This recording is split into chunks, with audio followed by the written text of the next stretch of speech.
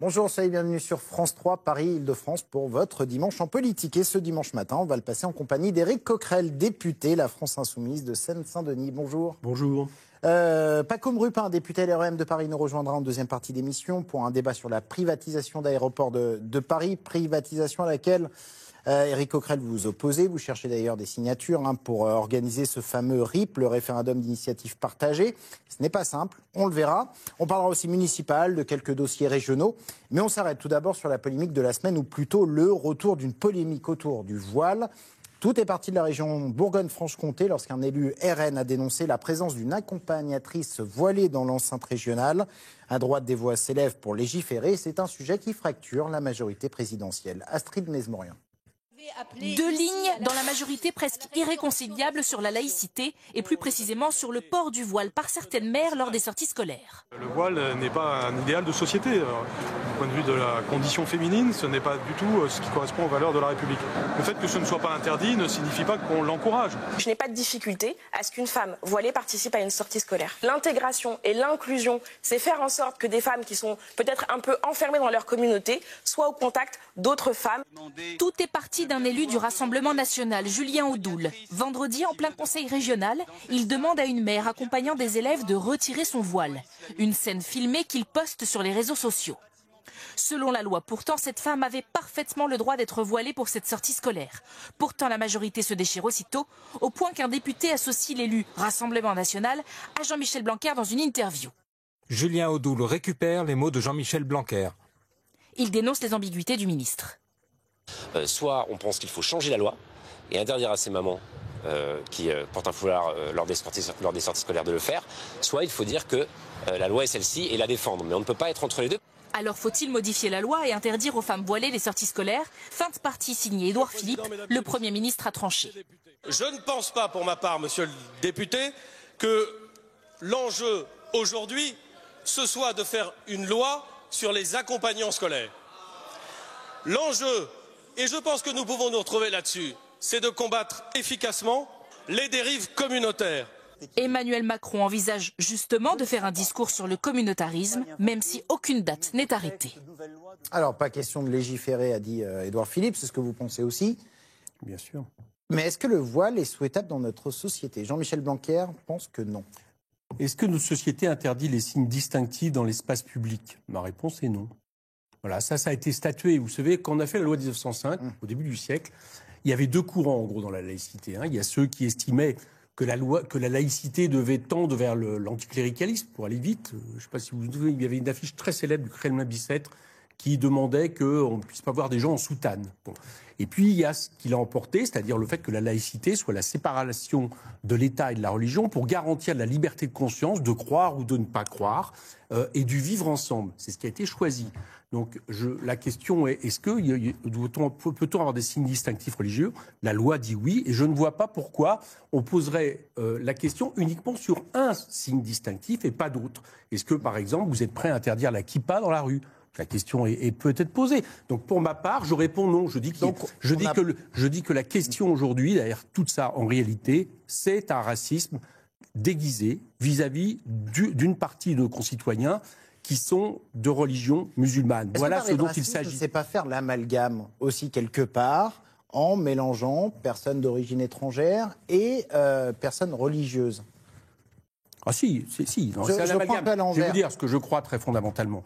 C'est qu'en réalité, le racisme anti-arabe qui a été très longtemps l'apanage de l'extrême droite, aujourd'hui est devenu un racisme anti-musulman. C'est-à-dire que, si vous vous souvenez bien, dans les années 80, sous l'instigation de l'administration américaine, d'un auteur comme Huntington, on a théorisé le choc des civilisations. Ce qui désormais serait le levain de l'affrontement entre les peuples, ça serait la question religieuse, la question des cultures. Et bien évidemment, il faut absolument s'opposer à cette histoire terrible qui ne serait qu'une version nouvelle de la guerre des religions. Donc, pour s'y opposer, on doit ne pas verser là-dedans. Et ce qui se joue sur cette question, c'est est-ce qu'on déclare la guerre? Est-ce qu'on divise notre peuple? Je vous rappelle l'islam est aujourd'hui la deuxième deuxième religion de France. Et donc, est-ce qu'on pense que la question aujourd'hui, c'est de diviser le peuple de France, c'est de l'opposer les uns vers les autres? On a souffert dans le passé des guerres de religion. C'est même pour ça, d'ailleurs, que notre pays a très certainement été le premier qui a fait une loi sur la laïcité. Donc, de grâce, laissons les gens tranquilles. Laissons les gens tranquilles. La question du voile, ça peut plaire ou pas plaire, mais c'est pas aujourd'hui la question qui se pose. Est-ce que c'est pas un instrument mais quand même de vous soumission de la savez, je femme? vais vous faire la liste de... Jean-Luc Mélenchon le pensait en 2015. Mais je vais vous faire la liste. Non, mais attendez, la question... Oui, mais sauf qu'aujourd'hui, derrière ça, en réalité, c'est de discriminer une population. D'accord? Moi, je suis en Seine-Saint-Denis. Est-ce que toutes les femmes de religion musulmane qui portent un voile, aujourd'hui, on pense... le font par volonté de soumission. Je vous réponds très clairement non. Elles le font comme un signe distinctif. On peut en penser ce qu'on veut. Elles vivent de manière normale. Par contre, depuis une semaine, elles vivent moins de manière normale. Parce que moi, hier, j'ai eu un témoignage cette semaine d'une maman qui me dit que depuis qu'il y a ces événements, d'accord, elle se fait insulter par le bus. Dans le bus, elle se fait agresser. Autrement dit, ça libère la parole raciste. Donc, de grâce, arrêtons avec cette histoire. Si on devait dans notre société, mais c'est pas ce que prévoit la loi, hein, si on devait, pourchasser, pourfendre tous les signes d'inégalité entre l'homme et la femme, de domination, je vous assure qu'on pourrait en faire une liste très longue, et ça serait loin d'être l'apanage d'une seule religion, et ça serait loin de l'apanage des religions tout court. Mais donc c'est pas ce qui est prévu. C'est pas ce qui est prévu. Identitaire quand même. De quoi? La question du voile, est-ce que ça paraît... Qui peut... Mais alors pourquoi vous ne posez pas ça sur d'autres signes distinctifs religieux? Je ne comprends pas. Pourquoi mais non, mais là, il est question du voile. Non, on pourrait parler de la mais c'est kippa, si vous intéressant. voulez. Pourquoi parler autour du voile? Non, mais parlons de tous les signes. Il s'agit. Monsieur Blanquer, aujourd'hui, ne parle pas d'autres signes distinctifs. Il parle du voile. Donc, ne faisons pas comme si, en réalité, la question, c'était les signes distinctifs. La question, c'est l'instrumentalisation raciste, à des fins racistes, de stigmatisation d'une religion et des gens qui y croient. Et ça, c'est profondément dommageable, dangereux pour notre société. C'est, j'allais dire, banaliser le discours du Front National. C'est porter le débat sur justement le débat où le Front National veut aller. Et je vous rappelle même, c'est faire un cadeau à tous les identitaires. Qu'est-ce que vous croyez que voulait faire Daesh quand il faisait toute une série d'attentats sur le territoire, si ce n'est de diviser les Français les uns contre les autres? Heureusement, ça s'est pas fait. Notre société a bien résisté à ça. Et le gouvernement et des gens comme M. Blanquer jouent un jeu extrêmement dangereux. On va en venir aux élections municipales. Et pour faire le lien, enfin non, c'est pas vraiment un lien, mais il y a potentiellement la présence de listes communautaires aux prochaines municipales, comme il y en a eu aux européennes. Oui. Est-ce que ça vous inquiète? Est-ce que vous demandez... C'est extrêmement marginal. C'est extrêmement dans certains quartiers, elles ont fait quand même jusqu'à 15% dans certains bureaux. C'est ça, on nous fait le coup à chaque fois. C'est extrêmement marginal, donc je ne crois pas qu'il faille en faire tout d'un coup un sujet de société inquiétant. Et moi, je propose plutôt aux partis qui se réfèrent à la République de redonner réellement tout son sens à la République. Parce que si vous voulez, s'il y a à un moment donné des courants identitaires, des courants d'extrême droite qui augmentent dans ce pays, c'est davantage parce que pour beaucoup de gens, la République n'est qu'un vain mot. C'est plus l'égalité, c'est plus la fraternité. On est en train de casser, à force d'affaiblir l'État, à force de faire des inégalités sociales, eh bien tout ce qui devrait être l'égalité républicaine dans la pratique. Voilà. Si on veut faire en sorte qu'il n'y ait pas de liste identitaire, c'est par ce biais-là politique qu'il faut travailler, et non pas en interdisant ou en faisant un sujet qui, je vous assure, en Seine-Saint-Denis, est loin d'être un sujet majoritaire. En Seine-Saint-Denis, le problème, c'est les inégalités dans les écoles. C'est le fait qu'on ait une directrice d'école qui s'est suicidée il n'y a pas longtemps, tellement elle n'en pouvait plus dans son travail. Des mesures de baisse financière, de baisse des effectifs, de travail, et c'est vrai dans tous les services publics. Alors, voilà le vrai problème. Vous parlez des problèmes de Seine-Saint-Denis, on va revenir au municipal dans quelques instants, mais... Tant qu'on est sur les problèmes de la Seine-Saint-Denis, il y a notamment la question du trafic de drogue.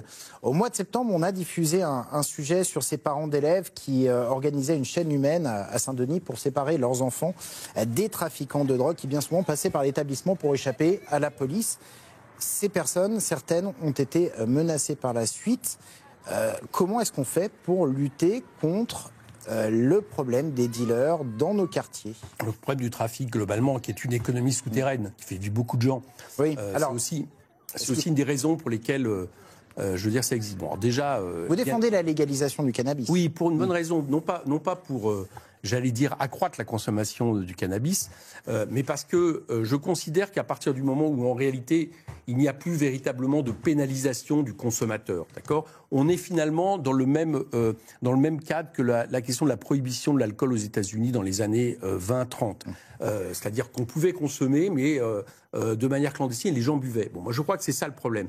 Et à partir de là, je me dis qu'on pourra mettre toutes les forces de répression qu'on veut, on n'arrivera pas à juguler un trafic à partir du moment où il y a la demande. Et la demande, elle va rester, d'accord ? Bon. Donc, je préférerais que ça soit l'État qui l'organise, qui garantisse la santé publique en termes de produits, qui garantisse la santé publique en termes de campagne de prévention, parce que la question n'est pas de faire en sorte que les gens consomment plus de cannabis, et qui garantirait aussi le fait que ça ne soit plus justement la délinquance qui s'occupe de cette question avec une espèce de marché noir délinquant, avec tous les problèmes qu'on sait que cela procure pour les citoyens. Feu un peu aux banlieues, justement. Vous dites vous-même que ça alimente une économie souterraine, ça pourrait légaliser, ne mettrait non, je ne crois pas. Vous savez, c'est marrant parce que j'ai parlé avec, dans ma circonscription, je parle aussi avec des jeunes qui sont ce qu'on appelle des guetteurs, etc. Bon, moi, certains me disaient, après tout, pourquoi pas, on pourrait vendre dans un endroit légalisé. Oui, se reconvertir en marché légal. Ça pourrait tout à fait être imaginé. En tout cas, aujourd'hui, la situation est plus tenable. Ça, c'est clair. Et donc, il faut bien arriver à trouver un système. Je crois comprendre que le préfet de la Seine-Saint-Denis opte plutôt pour plus de répression. Bon, mais je crains malheureusement que ce ne soit pas ça qui règle le problème. Et ça ne risque pas, pour l'instant, d'avancer au niveau législatif.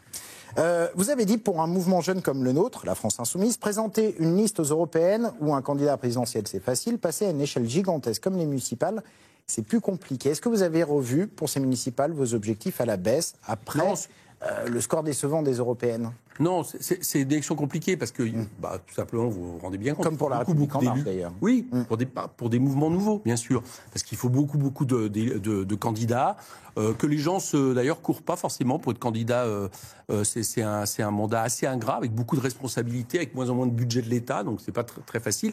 Donc c'est clair que pour un mouvement comme le nôtre, c'est pas forcément l'élection la plus optimum. Mais je crois quand même, par contre, que nous serons capables, dans beaucoup d'endroits en France, de faire gagner ce que nous voulons. Et ce que nous voulons, c'est pas forcément des victoires de liste France Insoumise, il y en aura, mais c'est plutôt permettre l'implication citoyenne, l'auto-organisation, redonner, j'allais dire, le sens premier de la question de la commune, de la démocratie, en redonnant à nos concitoyens, j'allais dire, les leviers réellement du pouvoir, de codécision avec les élus.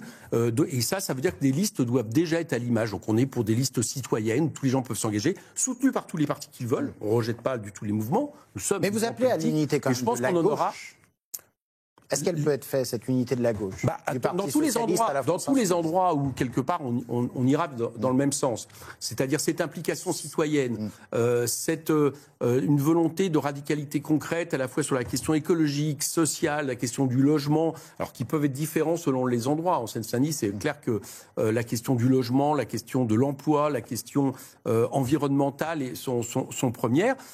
J'espère qu'on pourra être le plus nombreux possible à soutenir ces listes. Par exemple, c'est ce qu'on essaye de construire, pour tout vous dire, sur une des villes de ma circonscription, à Saint-Ouen, et j'espère bien qu'on y arrivera. Saint-Ouen qui avait été perdu en 2014 du fait de la division. En revanche, à Saint-Denis, pour l'instant, la liste, il y a une liste France Insoumise qui est un peu en concurrence avec celle du sortant, le communiste Laurent Russier. Quel sortant, mais qui n'avait pas été élu. Mais est-ce qu'il n'y a quand même pas cette volonté de prendre le pas sur les communistes? Non. Alors là, je vous le dis très clairement, notre objectif premier ne va pas être de prendre les mairies communistes. D'abord parce qu'il y a des communistes, très vraisemblablement, des maires communistes que nous allons soutenir dès le départ, parce que les insoumis localement estiment qu'il y a eu un bon travail, il y a eu l'implication citoyenne. Je pense à Asdine Taïbi, par Plastin, sur la pleine commune. Bon, il y en a d'autres. Et puis, donc ça va pas être la ligne première. La ligne première, c'est pas que les communistes ne sont pas nos adversaires. Chacun le comprendra. Bon, après, il y a certains endroits où il y a quand même eu des rapports de force électoraux un peu différents depuis plusieurs élections. Et c'est vrai que du côté des insoumis, des citoyens nombreux qui soutiennent les insoumis, on ne voit pas pourquoi cet équilibre serait immuable. Pourquoi on estime que de façon immuable, ça serait forcément une tête de liste communiste qui mènerait des listes, y compris à Saint-Denis. C'est ça la question qui se pose. Un mot peut-être sur Paris, à Paris, excusez-moi. Daniel Simonet, tête de liste, ça ne fait aucun doute. Écoutez, moi je ne suis pas à Paris, je ne suis pas parmi ceux qui vont le choisir, mais si vous voulez mon avis, c'est ce que je souhaite. Oui. Voilà, je pense que Daniel est une militante infatigable. Et que pour ma part, je pense qu'elle peut avoir largement des prétentions déjà sur la mairie du 20e arrondissement, qui serait une belle victoire, et puis avoir un très beau résultat à Paris. Infatigable. En tout cas, elle le mérite. Ça lui va bien, infatigable. Absolument. Elle a de l'énergie. On va en venir à notre seconde partie d'émission. Vous allez débattre dans quelques instants avec Paco Mrupin sur la privatisation du groupe ADP. Une privatisation, on l'a dit, que vous souhaitez empêcher à travers un RIP, un référendum d'initiative partagée. Mais pour ce faire, il faut recueillir plus de 4 millions de signatures. Et pour l'instant, on en est loin. Alors sur le terrain, les opposants, vous allez le voir, vont à la pêche aux signatures. Astrid Mesmorian. Son combat est même devenu vestimentaire. Ouais. Donc on essaye d'attirer l'attention. Donc on s'est fait des petites tenues, vous voyez. Bonjour monsieur, est-ce que vous savez que les aéroports de Paris sont privatisés par... Alexandre Tropi n'est pourtant pas pilote, il est ingénieur et gilet jaune. Ces derniers temps, même sa pause déjeuner y passe. Il collecte un maximum de signatures pour déclencher un référendum sur la privatisation d'Aéroports de Paris. Et il en reste encore 4 millions à récolter. On est loin du compte. Signer une pétition pour qu'on arrive au référendum. On essaye de faire des actions sur les endroits où il y a au moins 7 personnes qui passent par minute. En fait, ce qu'il faudrait, en résumé, il faudrait 250 signatures par département, par jour. Calcul et stratégie. Bon, il y a des gens qui arrivent en fait par là. Tablette à la main pour une signature immédiate.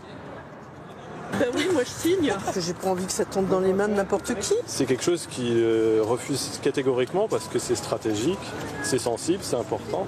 On ne se prive pas de ressources qui apportent à l'État. Mais ça ne marche pas à chaque coup. Aujourd'hui, les signatures plafonnent. Pourquoi vous signez pas? Parce que je pense qu'il y a des progrès à faire au niveau de l'entretien, au niveau de l'accueil. L'État ne gère pas forcément bien les gros projets, ces grosses infrastructures. À Lyon, hier, un autre groupe profite des journées du patrimoine pour engranger les soutiens. Votre soutien a été pris en compte. Le référendum reste pour l'instant un horizon lointain. Là, les gens qui disent les aéroports, moi je prends pas l'avion. Voilà, il faut. Et puis qu'on a aussi l'impression que ça aboutira pas parce que 4 700 000 c'est un chiffre assez énorme. Les partisans d'un référendum ont jusqu'à fin mars pour recueillir les signatures. Ils espèrent que le seuil d'1 million suffira finalement à le déclencher. C'est ce qu'avait promis Emmanuel Macron après la crise des Gilets jaunes. Soyez bienvenus, Paco Mrupin, député LREM de Paris. En quoi cette privatisation est bonne pour le groupe ADP, pour la France ? Surtout l'intérêt de cette privatisation qui est partielle. L'État va conserver une part importante dans ADP. Il faut rappeler qu'ADP est aujourd'hui un groupe international. Il a des activités un peu partout dans le monde. Et ce que nous pensons, c'est qu'il vaut mieux avoir des actifs dans des sujets d'avenir, la transition écologique, ou même, par exemple, d'investir dans le Grand Paris Express, qui concerne le quotidien des Franciliens, ces 4 nouvelles lignes de métro automatique qui vont être sur toute la petite couronne. Eh bien, moi, je crois qu'il faut que l'État soit stratège, et pour que l'État soit stratège, eh bien, choisit ses investissements. Et donc, c'est pour ça que je pense qu'il n'y a aucun problème à ce que nous puissions céder quelque part d'actifs d'ADP. Éric Coquerel, c'est de la réorientation de fonds publics quelque part, cette privatisation? Non, c'est une histoire assez étonnante et personnellement, je ne vois pas un seul élément qui la justifie. Bon, d'abord, est-ce que quelque part, ça serait des équipements qui, vis-à-vis de l'avenir, ne nécessiteraient pas que l'État soit majoritaire? Moi, je m'inscris en faux. La question est climatique, question environnementale est première. Si vous laissez au marché le soin de décider si vous ouvrez par exemple un 4e terminal, si vous choisissez plutôt telle ou telle ligne, si par exemple vous pensez qu'il faut accompagner sans arrêt la croissance du trafic aérien, c'est un choix. Moi je fais le choix inverse, je pense que c'est à l'État justement à un moment donné, c'est-à-dire nous, de prendre ces décisions. Si on décide qu'une frontière, la plus importante des frontières en France, doit être nationalisée, ça serait une première. C'est quasiment aucun pays du monde privatisé. Aucun pays du monde ne fait ainsi. Et troisième chose, c'est une mauvaise affaire financière. Parce qu'en réalité, l'argent qui va être récolté des privatisations Engie, Française des Jeux et ADP va être mis dans un fonds d'innovation. Et le gouvernement explique qu'il va prendre les intérêts de ce fonds d'innovation. Ça va rapporter, estime-t-il, cumulé 250 millions d'euros à peu près par an. Le seul, aujourd'hui, ADP rapporte 180 millions de dividendes et c'est en croissance. C'est en croissance parce que le trafic aérien croît. Donc c'est très compliqué de comprendre pourquoi on fait, d'un point de vue de la souveraineté, d'un point de vue de l'écologie, y compris d'un point de vue de l'emploi, sur une structure qui a été payée par nous, pourquoi on fait en plus une mauvaise affaire financière, si ce n'est peut-être pour agrémenter quelques grands actionnaires comme Vinci. Comme Rupin. Peut-être d'abord sur la mauvaise opération financière, on reviendra sur. Je crois que M. Coquerel fait une confusion entre la gestion d'un aéroport, et encore une fois, il y a plein d'aéroports dans le monde qui sont sous gestion privée, et puis la gestion des frontières. Attendez, je ne vous ai pas interrompu. Non, mais et la gestion des frontières. Puisque la gestion des frontières, elle va bien sûr rester sous l'autorité de l'État et sous l'autorité des douaniers. Donc il n'y a pas de changement là-dessus. Sur le sujet écologique, je rejoins M. Coquerel. C'est vrai que le trafic aérien, c'est un sujet essentiel. Et d'ailleurs, on vient, dans le projet de loi de finances, de voter une augmentation de la taxe carbone sur le trafic aérien. Donc ça montre bien qu'on peut garder des outils sur la régulation du trafic aérien, que ce soit au Parlement, que ce soit au niveau de la puissance publique, tout en déléguant la gestion de l'aéroport, c'est-à-dire les boutiques, le duty-free, la manière dont c'est organisé. Mais ça, c'est déjà fait. En ayant l'État qui conserve une place évidemment primordiale des sujets qui sont des sujets publics, que ce soit les frontières ou que ce soit le sujet de l'impact. Ça, c'est déjà fait. Non, mais il faut dissocier deux choses. Il y a des aéroports au niveau international, par exemple aux États-Unis, d'accord, où on a effectivement rétrocédé la partie duty-free et marchandises. C'est le cas en France. Il y a une filiale qui a été créée dans laquelle ADP est à moitié, de l'autre côté, c'est une filiale de Lagardère. Si vraiment on veut nous dire que cette activité, moi je pense qu'elle est encore monopolistique, mais cette activité doit être rétrocédée au privé, bon, dans ces cas-là, ADP pouvait vendre ses parts de cette filiale. Mais pourquoi aller faire en sorte de privatiser l'ensemble, en réalité, des aéroports et dire aujourd'hui qu'il y a des taxes carbone, donc c'est pas très grave que les aéroports qui, en plus de ça, sont dans une situation de monopole. Je rappelle que 85% du trafic étranger se situe entre Le Bourget, Orly, Roissy. Donc déjà, à mon avis, ça devrait être anticonstitutionnel par rapport à la Constitution de 46. Donc pensez que ce principal équipement... dégager sur les autres aéroports? Non, je vous explique. La Constitution de 46 prévoit qu'à partir où vous avez un monopole de fait, ça doit être la collectivité qui le gère. D'accord? Il y a eu le Conseil d'État. Je ne sais pas comment le Conseil d'État a statué différemment, puisque je vous dis que 85% du trafic avec l'étranger se déroule sur 3 aéroports, l'intégralité du trafic cargo, et qu'il n'y a pas de concurrence à moins de 300 km. Donc on est bien dans une situation de monopole. Et vous savez à quoi ça ressemble? Ça ressemble à les autoroutes. Ça ressemble aux autoroutes. Aujourd'hui, il n'y a plus un député, je ne sais pas si c'est votre cas, qui défend la privatisation des autoroutes. Pourquoi? Parce que les autoroutes, c'est les Français qui les ont payées. On a fait la même chose, une concession au privé. Et depuis, ça coûte très cher. Les 20% d'augmentation des autoroutes correspondent aux 20% justement de la rente que rapportent les autoroutes à leurs financiers. Donc vous voyez bien qu'il y a quelque chose d'étonnant que l'État vende ce qu'il rapporte. Est-ce qu'on n'est pas en train de faire la même erreur qu'avec les autoroutes? Attendez, il y a un paradoxe, j'ai du mal à comprendre. Monsieur Coquerel, vous défendez que l'État soit majoritaire dans la gestion des aéroports, et en même temps, vous dites qu'il y a un problème, c'est un monopole. Non, je ne vous dis pas qu'il y a un problème, je vous dis que c'est un monopole de fait, donc théoriquement, ça devrait être anticonstitutionnel. Ce que vous votez devrait être anticonstitutionnel, puisque la Constitution de 46 prévoit que quand il y a un monopole de fait, c'est une entreprise publique qui s'en occupe et non pas le privé. C'est dans la Constitution.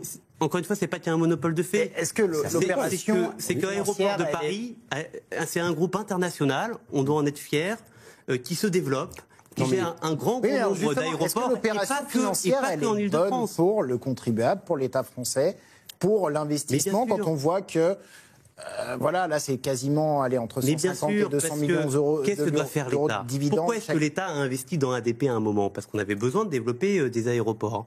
À un moment où le trafic aérien se développait dans le monde entier. Et donc là, l'État a joué son rôle de stratège. Maintenant que c'est fait, eh bien, c'est intéressant de récupérer les actifs de ces investissements qui ont été faits pour les investir dans des investissements d'avenir. Je parlais tout à l'heure du Grand Paris Express. Là, en effet, cet argent, il va avant tout servir à accompagner la transition écologique, les secteurs dans la transition écologique pour des énergies renouvelables. Donc, si vous voulez, tout ça est très logique. Répondez-moi la question, parce que pour l'instant, vous êtes d'accord, vous allez mettre ça dans un fonds d'innovation. Oui, 10 milliards d'euros. Les intérêts, ce n'est pas le chiffre, c'est le chiffre de M. Le Maire. Ça va rapporter, les 3 sociétés, 250 millions d'euros par an. Quasiment ce que rapporte déjà aujourd'hui ADP, puisque la dividende ADP sont environ à 7% de rente. Expliquez-moi pourquoi vous faites une mauvaise affaire financière. Pourquoi l'État devrait céder au privé une bonne affaire financière, alors que pour l'instant, ça lui rapporte plus?